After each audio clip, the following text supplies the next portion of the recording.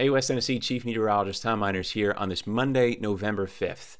I'm recording this video for you right around 10:40 a.m. on this Monday morning, and I'm really hoping that what I get to talk to you about for at least the next few minutes is going to help calm your nerves a little bit. I want to help iron out some of the details, though, too, to make sure that you're prepared. So we want to be making sure that our viewers are prepared but not scared about the weather. So let me help tell you about what's going on for West Tennessee's forecast tonight. I'm starting off with cloud cover. This is a look at the satellite image. You can see where my mouse cursor is, showing you where the clouds have had a few gaps in them, a lot of gaps over parts of middle Tennessee and right along the Tennessee River there. But for West Tennessee, we've seen a mostly cloudy day so far, and we'll continue to see that, it looks like, through the rest of this afternoon. But clouds play a big part in whether or not we see a more likely severe weather event or one that is mostly just rain. More clouds usually prevent more energy from getting into the atmosphere, so that's going to play a key role today. It is mostly cloudy right now. Temperatures are still in the 50s. Did you know about our website? I'm sure you were aware of it at least, but wbbjtv.com/weather has a lot of resources on there for you to use. An hour-by-hour forecast, which helps you see when the rain chances increase and what the wind speeds will be.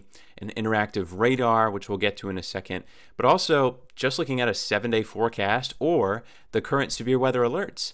You can even see a day-part forecast for severe weather risks, a current radar image, and even a radar loop. So there's lots of tools on there that you can use throughout the day today. Right now, this is the latest risk for severe weather, showing much of West Tennessee under an enhanced risk for severe weather. You've got a slight risk in northwest Tennessee. So that's a level 2 or 3 out of 5.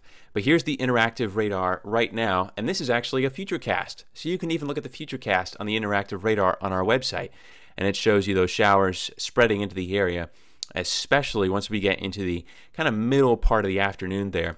That actually right here is 2 o'clock. So we start to see some thunderstorms move into the area, some showers at least by 2 p.m. in the afternoon. Now, a little bit of a, I guess you could say, a more precise look at radar, what it could look like today, shows the same thing, but it shows that long line of storms kind of exiting West Tennessee actually right around midnight. The good news is that it doesn't look like this is going to be an overnight severe weather event as much as the showers pretty much starting in the afternoon and cutting off right around midnight for all of West Tennessee.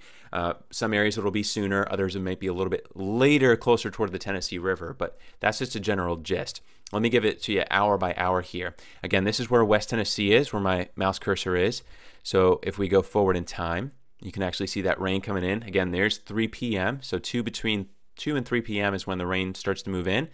But we really start to see the worst of the weather happen sometime between 6 p.m. in northwest Tennessee, right in the Jackson area, probably around 9 o'clock. So we'll say 7 to 10. And then ultimately leaving Savannah in our southeasternmost counties of our viewing area sometime right around midnight tonight. So there's 1 a.m. and the rain's completely clear of West Tennessee. Again, it's important to look, though, at all the parameters here, because not everyone is going to see severe weather. Everyone will get rain, but not everybody is going to be dealing with severe weather. I'm looking at a map that'll show me how likely a tornado is.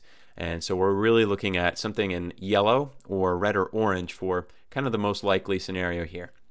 And we see some of it come over near Memphis. This is at 6 p.m., and that's 7 o'clock, 8 p.m., mainly near the Tennessee-Mississippi state line. And then still, most of it is along and south of the Tennessee-Mississippi state line. So there still is a potential for some tornadoes in West Tennessee, but it's looking a little bit lower than it did yesterday. I still think maybe we could see an isolated tornado in southwest Tennessee or in the southern counties of our viewing area, but especially near the Tennessee-Mississippi state line. So basically that would be in this zone right here. For our coverage area, that's what I'm most concerned with, is areas like Jackson, Lexington, Scotts Hill, Decaturville, Parsons, Henderson, Meaden, Tune, Bolivar, Selmer, Savannah, Counts, all those areas in parts of the rural communities in southwest Tennessee, but mainly along and south of Interstate 40. That's where I've got my sights set on for the best chance for any tornadoes today. I like to look also, though, at some of the analogs. Basically, a lot of times, besides just using computer models, what we end up doing is we like to look at last time we had a weather pattern like this, what actually happened in West Tennessee. Did we see severe weather or did we not? And I've been looking at a model that runs through the historical analogs 9 times. And the most common years that we had a pattern set up like this was on December 1st, 1985, and in November 3rd, 1992. If I show you what it looked like in the most common, which is, again, December 1st, 1985, this is where we had severe weather appear. The blue dots are showing you where we had damaging wind reports, and the green dots are showing you where we had hail. A lot of hail over parts of eastern Texas, northwestern Louisiana, and then damaging winds reported in southern parts of Middle Tennessee, south of Nashville, and south of Murfreesboro, and much of northern Alabama and Mississippi. But we didn't have any reports of severe weather in West Tennessee that year. I don't think that's exactly how it's going to play out, but I think it's pretty close. I do think that we're going to be cutting into severe weather coverage tonight at some point. So if you're a big fan of Dancing with the Stars or The Good Doctor or any of these other shows that appear on CBS like The Neighborhood, Happy Together, Magnum PI, or Bull, I'm sorry, but I'm not sorry. I care a lot more about you seeing severe weather coverage and getting life-saving information than I care about you getting to see your favorite TV show. So tonight, what we're going to be doing, of course, is we're going to be covering this storm like white on rice. Mo is going to be in there in the early afternoon with me, and I'll be watching things carefully with him. And Brian will be coming in with me. Brian Davis will be in at 4 o'clock. We're going to be covering this storm hour by hour on your forecast tonight.